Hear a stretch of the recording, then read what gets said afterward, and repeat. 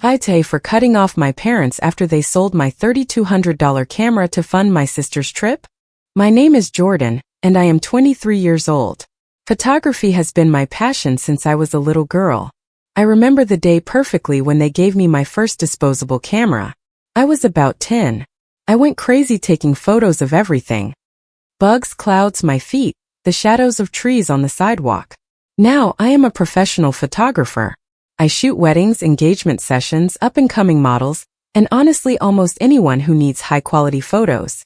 Recently, I bought a high-end professional camera. It cost me between $3,000 and $3,200. It was a huge expense, yes, but it was worth every penny. My parents almost fainted when they found out. "Did you spend all that on a camera?" said my mom, Karen, throwing her hands in the air as if I had done something unforgivable. "Jordan, do you need a real job? Something stable in an office with benefits?" My dad, Robert, nodded as if he were listening to an absolute truth. "Your cousin just started at an insurance company downtown," my mom finished. "There they have health insurance, holiday bonuses, everything." I wanted to tell them that I earn enough with my photos to cover their mortgage every month. I wanted to say that if it was about helping, I was already doing it. But I bit my tongue. That is the thing with my family. They have never taken my work seriously. For them, it is a cute hobby that I will get over someday. I still live with them, although that was not my plan. When I got out of college, I was ready to rent a place, even if it was a tiny studio, but they convinced me to stay. My mom lost her job at the bank and went months without finding anything. They were drowning in bills, so I stepped in to support them however I could. That was 2 years ago. My mom finally got another job, but they pay her so little that it barely covers groceries. So, I continued covering the mortgage, a monthly payment that was always around several $1,000s. My younger sister, Ashley, also lives with us. She is in her sophomore year at a private university that my parents somehow were able to pay for. Our relationship has always been tense. It has been like that since we were kids. Ashley was the favorite, the princess who could make no mistake. I still remember a scene that stuck with me. I was 10 and Ashley was 5. I got an A- on a math exam. My dad did not even look at it closely before asking why it was not an A+. That same day, Ashley arrived with a C, and my parents comforted her so she would not feel bad. That is how it always was. That pattern repeated in adolescence and then in adult life. My parents pay Ashley's tuition at that private university, and she does not miss the opportunity to remind me, especially when she has friends nearby. "And how are the people from your state school, Jordan?" she would say to me with a little smile, as if it were a hilarious joke. It must be cool to save so much on education. I tried not to take the bait between work and my editing sessions. Truly, I had neither the time nor the desire to fight over old grievances. Besides, I was almost never home. Between driving to location shoots and working at my studio, I spent more time out than in. I would arrive late, heat up whatever was in the refrigerator and go to sleep. Even so, I liked my life. I liked my rhythm, and I liked seeing how my business grew with every project. I felt that, finally, everything I had wanted since I was a girl was taking shape. One night, at the end of June, I arrived home at about 9. I was exhausted after a very long engagement shoot. One of those that drags on because everyone wants just one more photo. The house was too quiet. Normally, my dad would have the television at full volume with some game on, or Ashley would be watching her reality shows. But not that night. As soon as I entered, I saw the dining table set with the good china. The plates my mom only took out at Christmas or Thanksgiving. The plates shone as if they were in a magazine spread. The 3 of them were sitting there waiting for me. "She is here," announced my dad when he saw me enter with my camera bag slung over my shoulder. All my internal alarms went off. I set down my equipment carefully, as if that would help me maintain control. "What is happening?" I asked. "We are celebrating," said my mom with a huge smile. Ashley lifted her chin proudly. "I finished sophomore year with a 3.9 GPA. I nodded, trying to remember if they had ever celebrated anything of mine, even if it was minor. "No, never." "That is good," I said, trying to sound neutral. "Congratulations, Ashley." She gave a crooked smile. "Thanks, sister." My dad cleared his throat like when he prepares to announce important news. We believe that Ashley deserves a special gift for working so hard. I felt my stomach tighten. Every time my parents spoke of a special gift for Ashley, it was almost always an elegant way of saying that I was going to pay for it. Ashley did not last even 5 seconds. My friends are going to Cabo next week. It is a big trip. And I want to go. The three of them looked at me at the same time. The expectation hung in the air, heavy and uncomfortable. I understood immediately. They wanted me to pay for it. No, I said simply without raising my voice. I am not going to pay for your vacation. Ashley blinked as if I had said something impossible. I have plans for my money, I continued. I want to rent a larger studio for my work. Ashley's face turned red. Who cares about your studio? She blurted out carelessly. I need this trip. Everyone is going, and besides it helps me make contacts and grow. If you want to go so desperately, get a job and pay for it yourself. My mom put a hand to her chest, as if I had just said something atrocious. Jordan, how can you be so cruel and selfish? Your sister works hard in school. She deserves this. And I do not work hard? I responded, feeling my voice rise although I did not want it to. I work every day, and I am paying for this house. Ashley started screaming that I was ruining her life. My dad shook his head, disappointed, as if I were the villain of the story. My mom continued with the lecture about selfishness. I stood up. I did not even touch my plate. I am not going to talk about this anymore, I said. It is over. I went up the stairs and I still heard Ashley's screams behind me. The following days were a silent torture. Ashley gave me the silent treatment, which honestly was a break. My parents barely mumbled good morning to me and then ignored me. The tension was felt in every corner, as if the air had become heavy. I concentrated on work. I started looking for places for a new studio. One was very dark, another was so small that a backdrop and a light barely fit. The third had water damage in a corner and smelled weird. Finding the perfect space was harder than I thought. One night, almost a week after that dinner, I returned home close to midnight. I was coming from seeing another space that had left a bad taste in my mouth. The only light on was the blue glow of the television. My parents were in the living room watching one of those late-night talk shows with tired faces. Where is Ashley? I asked because the house was too quiet. My parents looked at each other. That silence, that exchange of glances tightened my stomach. She went to Cabo with her friends this afternoon, said my dad, finally using a tone that was too casual. I stood there confused. And with what money? Another longer pause. My mom lifted her chin defiantly, as if she were ready to fight. We sold your camera and gave her the money for the trip. For a second I truly felt that everything stopped, as if the floor had moved. What do you mean you sold it? I said, but my voice did not come out as I wanted. I went running up the stairs, taking them two at a time. My camera was always in its case on my desk. Always. I opened the door of my room, and the emptiness hit me head-on. The desk was clean, there was no case, there was nothing. My heart raced. I opened the closet, I checked under the bed. I put my hands in drawers, as if that would make it appear by magic. Nothing, absolutely nothing. My professional camera, the tool with which I work and with which I supported this family, had disappeared. I went down with my body trembling, but it was not fear, it was rage. A rage that rose up my throat. You are out of your minds, I screamed. That camera is my work. That is how I earn money. The same money with which I pay the mortgage. My dad shifted in the armchair, uncomfortable, but said nothing. My mom shrugged her shoulders as if she were talking about a frying pan. Well, if you had given the money to your sister from the beginning, we would not have had to sell it. I looked at her, unable to believe what I was hearing. So, according to you, it is my fault? I said slowly. I get robbed, and I am still the responsible one. Do not exaggerate, said my dad. Finally, it is just a camera.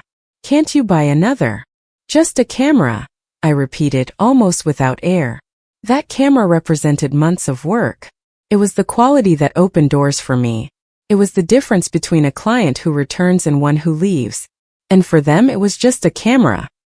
I looked at them truly, without the naive hope that someday they were going to change. In that instant something broke inside me. It was like when you realize that you have been waiting years for something that is not going to happen. I said nothing more. I went up to my room, took out my suitcases and started throwing clothes inside without folding them. I grabbed my toiletries, my computer, and the external hard drives where I keep years of work. My mom appeared in the doorway. "What are you doing?" I did not even turn to look at her. "What do you think?" I answered. "I am leaving." "Jordan, you are exaggerating," she said with that voice that implies, "I am the adult here. Besides, Ashley will surely bring you a nice souvenir." A souvenir. As if a keychain or a t-shirt was going to compensate for the theft of my equipment. I did not respond. When I finished taking everything down and filled the trunk of the car, my parents stood there, looking at me as if I were a stranger. I did not see guilt on their faces. I saw annoyance, as if I were complicating their lives over a whim. "You will return," said my dad when I closed the last door. "This tantrum fixes nothing." I sat at the steering wheel without saying goodbye. In the rearview mirror I saw how they stayed in the entrance with their arms crossed, waiting for me to back down. I did not do it. I drove to my studio, a small space that I rented in the arts district. It was an adapted space that used to be an office.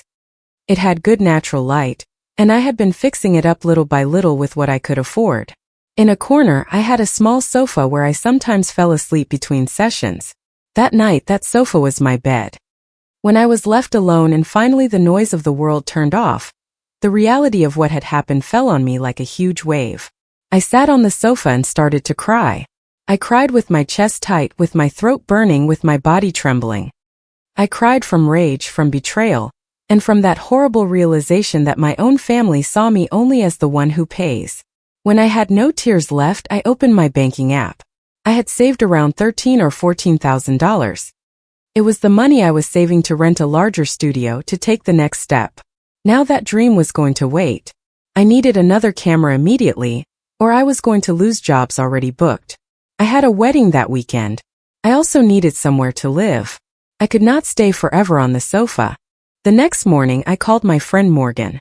Morgan had always been one of the few people who truly understood me. Her parents owned an apartment building near my studio in the city, and she had told me recently that a unit was going to become vacant. When I told her what happened, she stayed silent for a second, as if containing her anger for my sake. "Of course," she said. "You keep it if you want. My parents plan to list it next week, but better for you. Come get the keys." The rent was a little over $1,200 a month. It was more than I wanted to pay, but at that moment I had no time to search.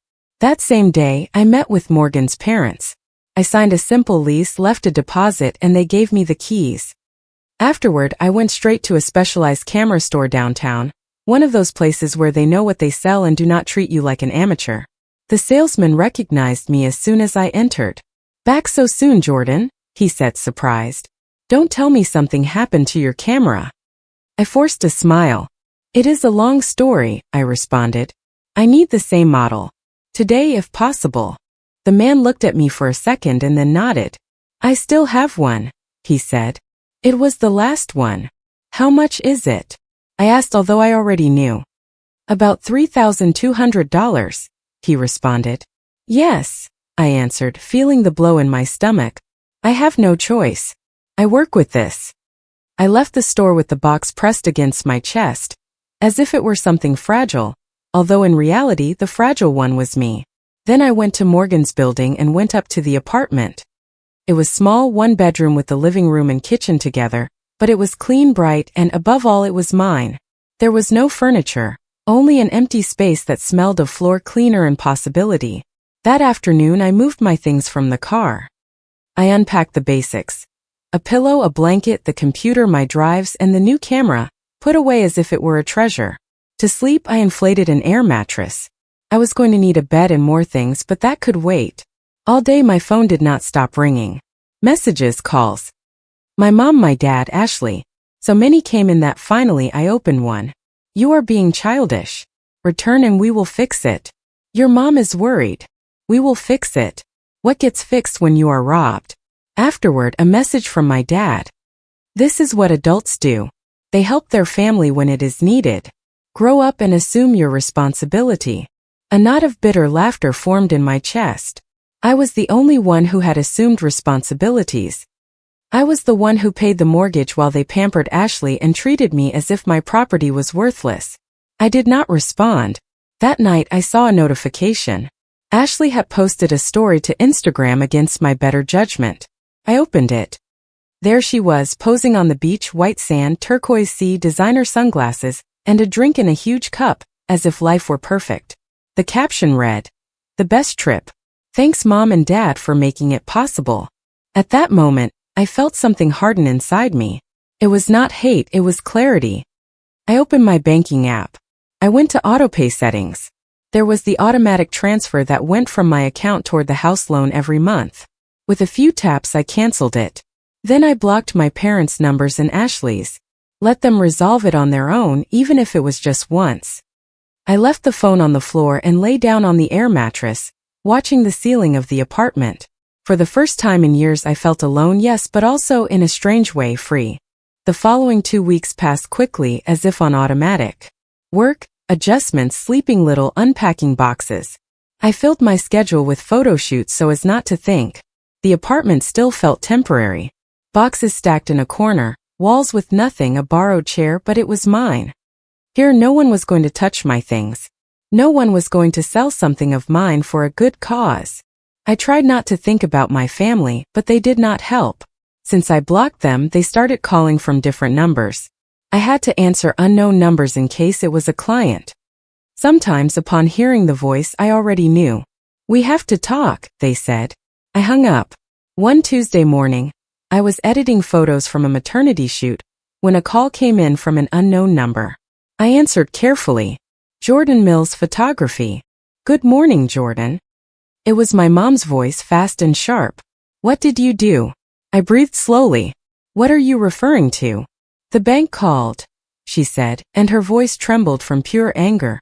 "They say the mortgage is overdue, that the payment bounced." "Ah, that?" I responded, surprising myself at how calm I sounded. "Yes, I canceled the payment." There was a heavy silence. "You seriously did it?" she blurted out. "After everything we have done for you." "Everything you have done for me," I said. "Like selling my camera? Like treating Ashley as if she were the only daughter? Like making me feel that I am worthless while I pay for this house?" "It was a camera," she screamed, as if repeating it made it true. "I never thought you were so petty over something so small, holding a grudge against your family." "The camera was the last straw," I interrupted her. "I am no longer going to let you use me. It is over. I am done being the one who always pays while you treat me as if I were second class." Her voice changed. It became pleading. That chilled me more than the anger. "Jordan, we cannot pay alone. Your dad had his hours cut last month, and with Ashley's tuition. That is no longer my problem," I responded firmly.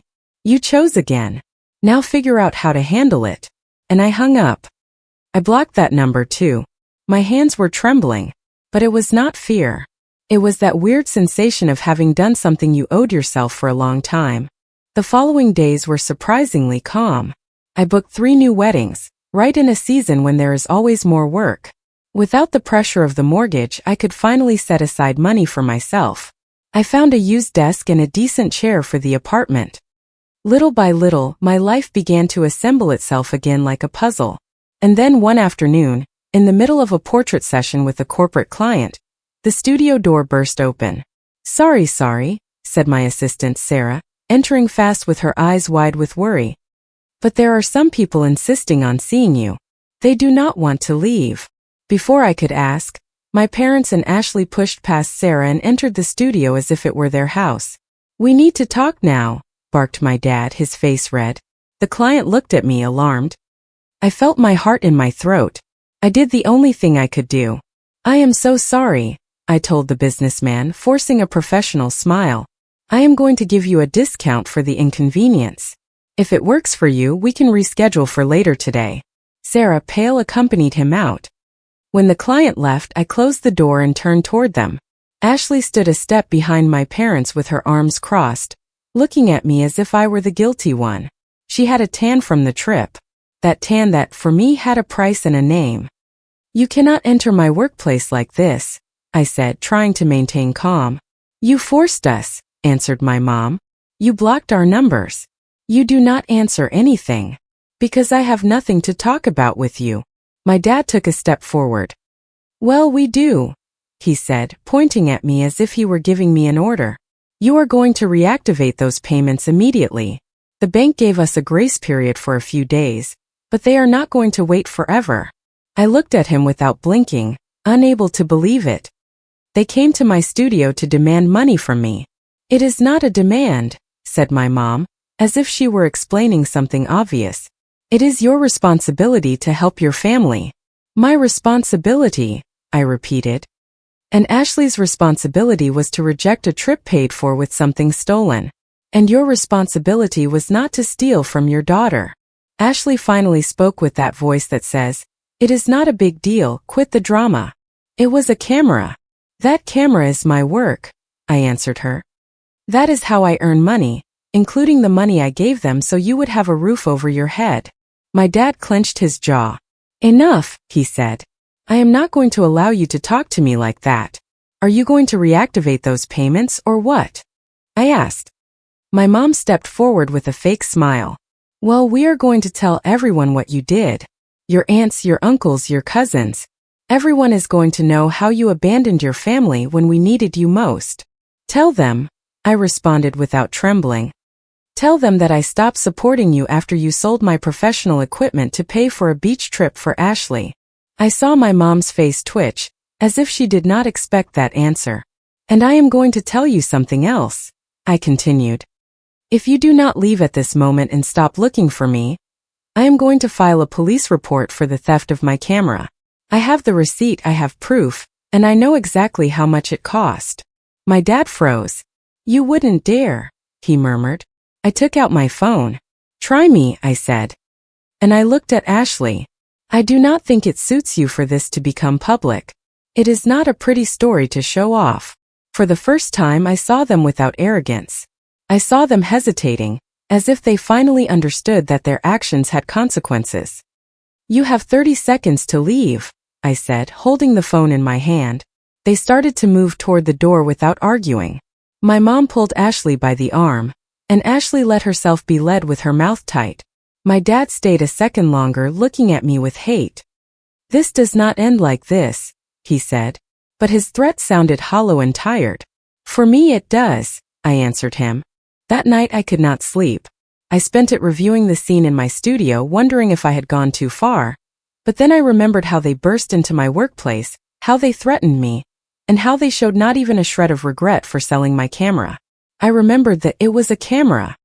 I remembered Ashley's post. I remembered years of feeling less than, and the guilt washed away. They made their decisions. I made mine. 3 months passed since that day. Fall arrived with cooler mornings, and the afternoon light became perfect for outdoor sessions. My business continued growing. In fact, without the constant drain of paying for things that were not my responsibility, I was able to save faster. For the first time, the money I earned stayed with me. I heard nothing from my parents nor from Ashley. After my threat to report the theft, they stopped insisting. That silence was a relief, although sometimes in quiet moments it hurt. There were memories that returned without warning. Birthdays around the table. A rare movie night as a family, when for an instant it seemed that everything was fine. But those moments lasted little. Reality imposed itself. I remembered how they treated me, and my feelings settled. I reassured myself of the same thing. I made the right decision. One Saturday morning in October, I was in a coffee shop reviewing client photos when someone sat in front of me. I looked up surprised. It was my cousin Rachel. Do not get scared, she said, raising her hands as if she were surrendering. I come in peace. I just wanted to see how you are. Rachel and I had always been close as kids, although she was also very close to Ashley. Since I left, I had not spoken with her. I am fine, I responded carefully. How did you find me? Rachel smiled without enthusiasm. The city is huge, but in the family everything is known, she said. She looked at my computer. I see that work goes well. I nodded and waited. I knew she had not come only to talk about the weather. Rachel played with a sugar packet. I heard about the camera, she said finally, lowering her voice. They went too far. Truly, what they did to you was very bad. It surprised me so much that I stayed quiet for a second. Who told you? Your parents, said Rachel. And seeing my face, she hurried to explain. But not the truth. They have been saying that you abandoned them over a money fight, that you left on a whim. But, she took a deep breath. Ashley was the one who let out the truth. I felt a weird blow in my stomach. Ashley. Rachel nodded. The guilt hit her when she found out that they sold your camera, she said. She knew it well, really well, only afterwards. And it became huge to her. I sat there processing that without saying anything. That Ashley felt guilt. Even if it was late. It was something I did not expect. Rachel continued, measuring every word. Things at the house are difficult. Ashley withdrew from the university for a while, and is working in a store at the mall to help. Your parents are picking up extra shifts. The mortgage fell on them. I waited to feel that wave of guilt that I had always been trained to feel. It did not arrive. Instead of that, a weird sensation of justice entered me. Not joy, not mockery, just consequence. I am sorry that it has reached that point, I said at the end, and it was true. But they chose. Rachel nodded slowly. I did not come to convince you to return or to support them, she said. In fact, I came to tell you that I think you did the right thing. They used you for years. I did not expect it. And even so, it formed a knot in my throat. But from something else, from relief. We stayed chatting a good while about lighter things, about work, about life, without getting into my parents again. Before leaving, Rachel mentioned it as if it were nothing. By the way, I am going to get engaged next year. I want you to take the photos. It was her way of supporting me. And I thanked her truly. After Rachel left, I stayed looking at the screen, but I was no longer seeing photos. I was thinking about the image of Ashley working, of my parents taking extra shifts. It was hard for me to connect it with the family that felt entitled to everything. Maybe, just maybe, that shakeup was going to teach them something they never wanted to learn. 2 weeks later, I signed a lease for a new studio, larger, in a trendy area downtown. It had high ceilings, beautiful natural light, and a loft-type space, which I could use as a private area for clients to change. It cost me almost double the previous one, but my client list already justified it. The day of the move, while I arranged lights and backdrops, a message arrived from an unknown number. It was a photo of my old room. It no longer had a bed. It no longer had my posters. They had converted it into an office with a desk, computer, and filing cabinets. The message said, "We sold the house. We are moving to a smaller apartment, so you know." It did not say sorry. It did not say how are you, just that. Cold. Like my dad. I did not answer, but I saved the screenshot. I felt that it was the last chapter of that part of my life. Not because they gave it to me, but because I had already closed it from before. That night, I sat on the floor of the new studio with takeout food and a bottle of cider. For the first time, I seriously celebrated my independence, not with noise, not with people, only with that rare peace of knowing that although it hurt, it was worth it. My apartment was starting to feel like home. I already had a couple of plants in the window. I had hung some framed prints of my favorite photos. There was a corner where I liked to sit and read with the afternoon light. My savings account was also growing. For the first time, the dream of having something of my own someday stopped being a distant idea. I started to investigate real options, first-time buyer programs, requirements, and I set aside a part of every payment thinking of a down payment. While I drank the cider and looked at my new studio, I thought about everything that had happened. My parents always told me that photography was not a real career, that I needed something stable and predictable. And there I was. Alone, yes, but standing, getting ahead by my own means. And while they struggled to adapt to a life without my money, I did not wish them ill. Despite everything, they were my family. A part of me was always going to want them to be well, but wanting them to be well did not mean letting them trample me. Setting boundaries was the hardest thing I have done, but also the most necessary.